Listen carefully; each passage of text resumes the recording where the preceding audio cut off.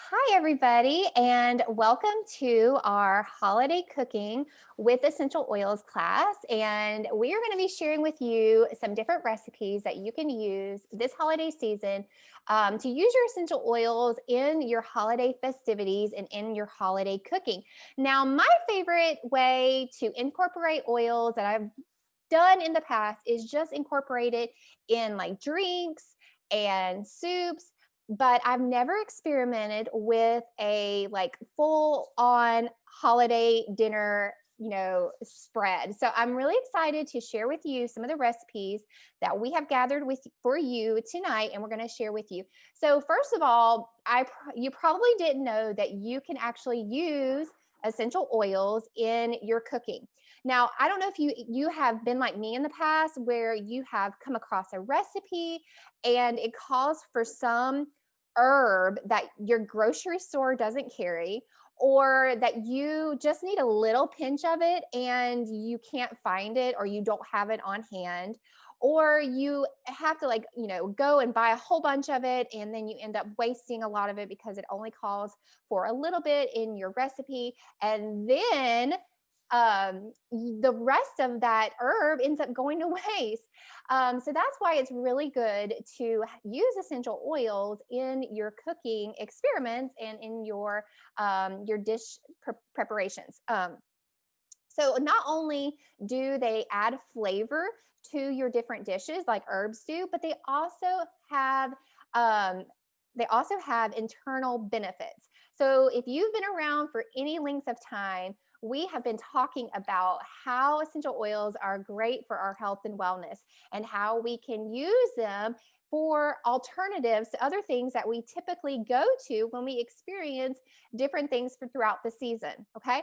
So not only are you going to be using it for adding flavor to your dishes, but when you are consuming it, you are boosting your immune system. You are increasing your blood flow. You are detoxing your body, because that's what essential oils do. So there are two different benefits: adding flavor as well as your internal healthy benefits for using the different oils. Okay, so here's a big question that we always get: is cooking with essential oils safe? Okay.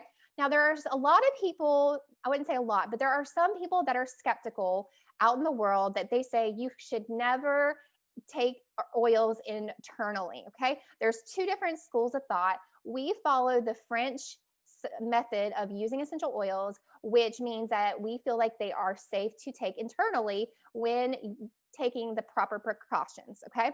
And using the ones that have been approved for food grade and internal consumption. Okay. Let's see. Oh, and you also want to make sure that you're like, when you get started, and this is what we're going to touch on a little bit, is how much do you use? Okay. When you get started, you're going to want to go slow and go low. Okay. That's our main safety guide. When you start consuming essential oils, you want to go slow, meaning try one oil at a time internally, see how your body reacts, and go low, meaning only use like one drop of that oil at a time. So remember that safety tip: go slow and go low. Now, before we dive into different oils and how to use different oils, we want to talk about the quality of your oils. You may have seen at your local grocery store where there's been like a pack of 4 for like $8. Okay, that's just send off some red flags and some red lights in your mind that those oils are probably not of the best quality. Now, you've probably heard of food being organic and non-organic. It's the same with essential oils, because essential oils, if they are grown in the proper environment, if they're the proper seeds and the proper ground, and they're using the proper cultivation techniques and the proper distillation practices, then they are going to maintain their medicinal benefits and their medicinal properties, and they're going to affect your body in a positive way. Now, it's the same if you were to use fruits and vegetables that are non-organic. We know the risk that we take when we use non-organic foods. Okay. So you probably heard of like the dirty dozen, and there's some foods that you definitely want to make sure that are organic. Your essential oils are the things that you want to make sure are organic or beyond organic. Okay. We don't, Young Living, we are like beyond organic. We don't even worry about the FDA stamp of approval of organic, even though our oils have been labeled that. I forgot that they have. But the FDA has given Young Living the ability to label certain oils as safe for ingestion. Okay. Their oils are pure. We trust them. A lot of us have consumed them, and they are the only oils that we trust because they are not filled with fillers or synthetic products. And we trust the Young Living oils to cook with, as well as to make capsules with, to use on our body. Whatever you use on your body, you should also be safe, feel safe to use internally as well. Okay. Kathy, I forget where you're taking over. So I'm going to go over cooking with heat, and then I'm going to turn it over to her. I can't remember if she's doing cooking with heat or not. Oh, yes, she is. Okay, Kathy, take it over. Cooking with heat. Okay. All right, there we go. All right, girls. So I know Lisa in the beginning shared a little bit, said she was a little bit nervous about this because cooking really wasn't her, forte. And so, but this was a fun class to do. I, on the other hand, love to cook. I have cooked for years, but that's because growing up, I had two older brothers, a dad, and my mom was sick a lot. So my grandmother kind of took me under her belt, and I've always loved to cook. I've always loved to be in the kitchen. And so since oiling, I have always wanted to incorporate, because the reality of it is, guys, is that we have already been using oils, we've used herbs and spices, but we've used some type of flavoring in the kitchen, then you're using a type of oil. The great thing for us now is that we're using an essential oil that is pure grade quality. So it is potent stuff. So the big thing is just taking a few precautions on temperature. And then, like Lisa was saying, on the measurements, but I'm going to walk you through a little bit about what I've learned there. All right, so let's start off with a little bit about the heat.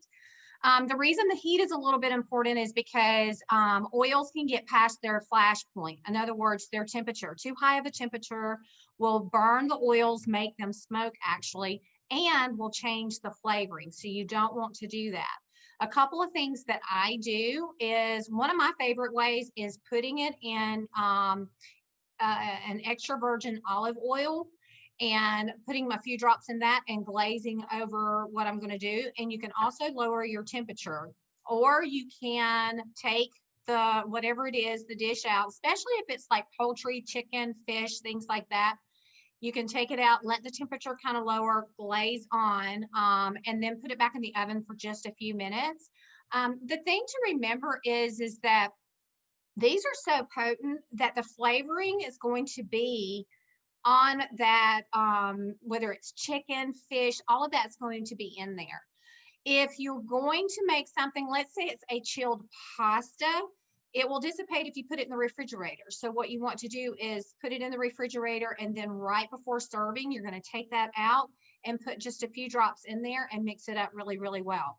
My favorite thing to do is always make a little bit of glaze with my extra virgin olive oil. Even with my pastas and things like that, I will take a little bit of extra virgin olive oil, put whatever seasonings or essential oils in there that I'm going to put, and then I mix that in with whether it's a glaze for fish, chicken, turkey, ham, whatever it is.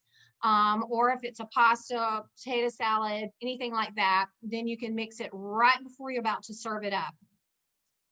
So that's a really great thing. And then the other thing is, let's talk about a little bit about measuring. So like Lisa kind of said, you want to start out really low, especially in the beginning.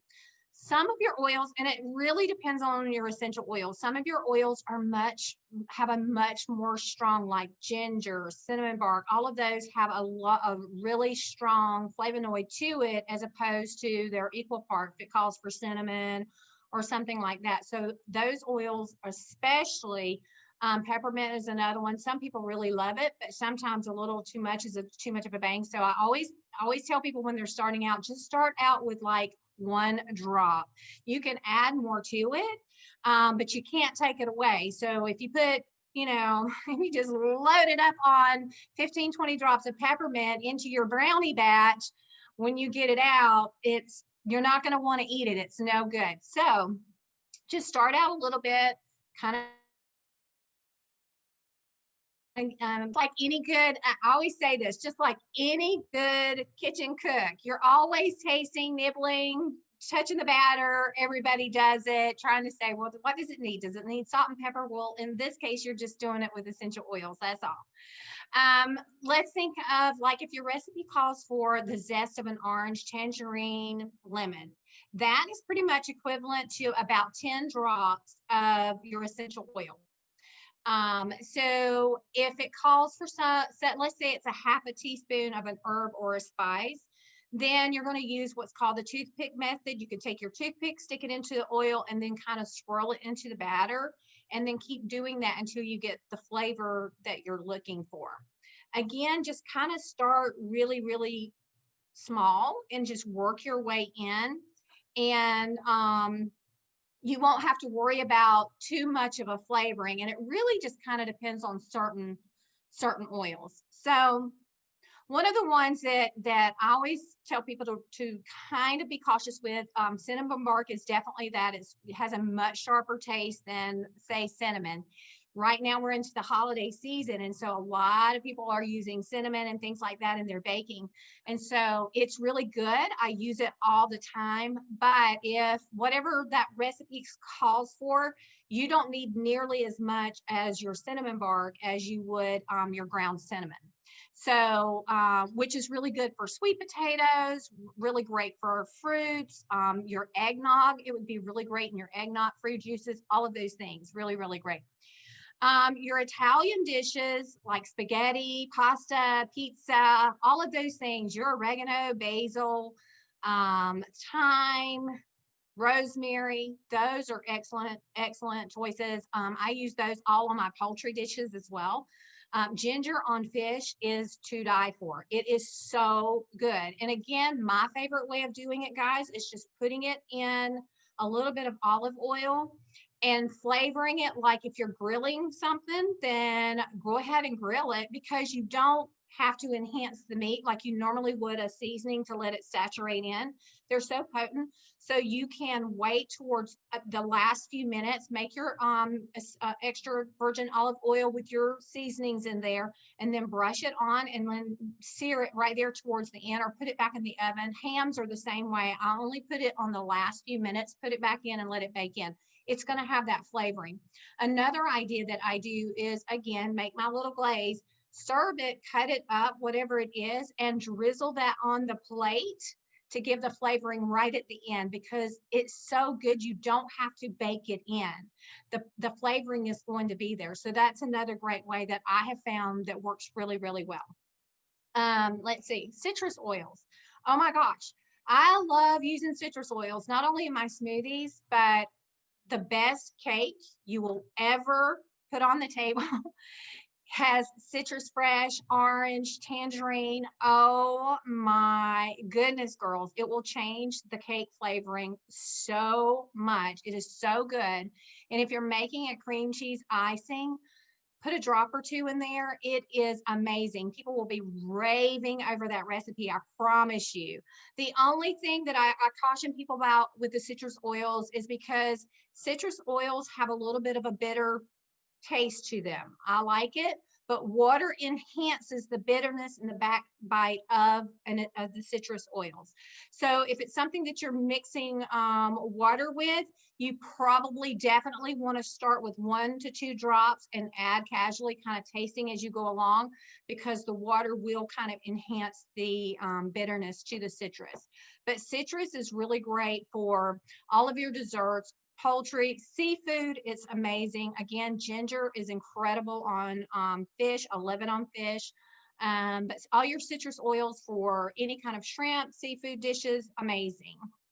And then dill is really good in potato salads and your dips, all of those things. We put it on chicken, we put it on fish. I put it in peas. I mean, it's really, really good. It enhances the flavor. And usually if it calls for a teaspoon of something, If it's dill, basil, oregano, black pepper, things like that, it's probably like 1 drop. If it is something like, or peppermint, cinnamon bark, all of those have really enhanced flavonoids to them. So you definitely, if it calls for, 3 teaspoons or a teaspoon, you're probably just going to put 1 to 2 drops in there and you're going to be just fine. If you're in doubt when you first start out, remember the toothpick method, just stick it in there and swirl it about, and then, just keep going from that. And when I first started, guys, I just made little notes on my recipe cards to what I used. And then the next time, if I knew it needed a little more, I just changed it up as we went along. All right, so I think we have some dishes that we wanted to share with you, some recipes. These are some that Lisa had found. I had sent her some, and then she had found some. These are some of them are similar to what I've used, but they're very similar, and the concept is the same. Okay, so one of the ones that we wanted to share with you guys tonight is an orange glazed honey ham. Okay, so you're going to get about a 6-pound ham with bone in, and she's going to post all of the recipe on it with the honey. It's got maple syrup in it, orange juice. But we're going to add 2 drops of the cinnamon essential oil. See, only 2 drops of the cinnamon, 2 drops of clove, and 3 drops of orange. Okay, and in that glaze, basically what you would do is bake that ham. And what I recommend doing so that the flavoring doesn't change through the heat process is just like you would a honey glazed ham or anything like that. The last 10-15 minutes, you're going to make that glaze, put it on there, put it back in there, let it crust up and burn up, and it is so, so good. So you'll combine all those ingredients. It's really a great one to make this time of year, Thanksgiving and Christmas. So I know Lisa's going to put that one on the screen for you guys. The turkey injection sauce, I have to admit, now this is one Lisa found. I have not tried this. Sounds really interesting though. It's got 4 tablespoons of butter, chicken broth, garlic powder, oregano. It takes 2 drops of oregano, 2 drops of thyme, 4 drops of lemon vitality, and 2 drops of black pepper, and then a teaspoon of salt. So then you're going to melt the butter, add everything in there.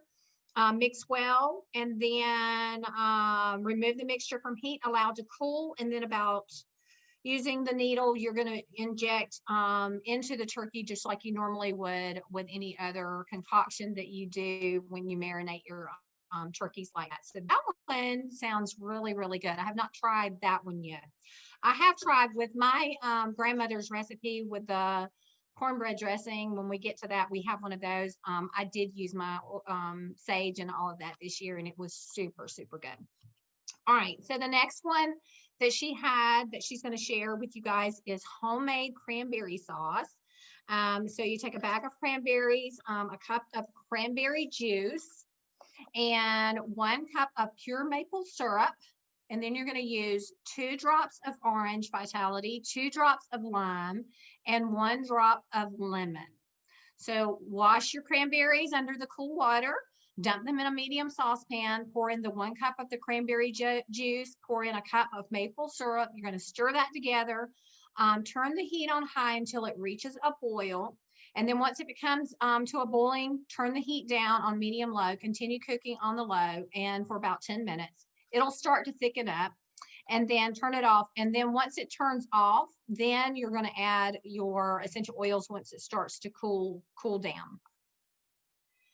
Southern cornbread dressing, the recipe that Lisa is sharing was 4 large eggs divided, 3 cups of soft breadcrumbs, 2 medium onions diced, 3 cups of diced celery, 6 cans of condensed chicken broth, ham, turkey, boiled egg whites, 3 drops of sage vitality, 2 drops of thyme, and 2 drops of black pepper. So you can add those in just like you normally would with your mix. And I did that this year with our cornbread dressing, and it worked out really, really well. Lemon butter, green beans. Let's see here. She's going to put the recipe up. So it's in that one is lemon vitality, and then of course pepper to taste. And then the potatoes, I don't necessarily use this recipe, but I definitely use a lot of rosemary, black pepper. I put basil in mine. I love using that. It's only going to have 2 to 3 drops, and black pepper is usually a drop. If you use black pepper, usually about a drop is all you're going to need in your recipes. And then she has a gravy recipe that she's going to share, and it has 2 drops of sage, 1 drop of thyme, and 1 drop of the black pepper in there. And then a sweet potato casserole, and I did use it this year with this. It's of course got vanilla in it, and I don't have the new vanilla yet, but I want to try it in my desserts this year. And 3 drops of lemon and 2 drops of cinnamon vitality in that one. And of course the topping, you can put the cinnamon in there. And then she has a pumpkin pie, and where she's using 1 drop of nutmeg, 1 drop of clove, and 1 drop of ginger in that. So all of those sound amazing. I know she's going to put them up for you. Just remember, it doesn't take much to start with for your recipes. I promise you, you will not be disappointed at all. Your tips were so amazing, and I am going to go back and take notes for this class and start applying all of that. My family's going to think that I'm take pictures. Take pictures. Yeah, take pictures and post pictures. And I meant to tell y'all this at the beginning of the class. What's so funny is that I used to sell, like, for like a year when I was pregnant with my second child, I sold Pampered Chef. And so what you do with Pampered Chef is you go into people's houses and you do a cooking demonstration for them. And yeah, I'm not a cook. And it was hilarious. I'm a teacher. So whatever like I do, I can teach you how to do it. I just maybe can't necessarily do it myself.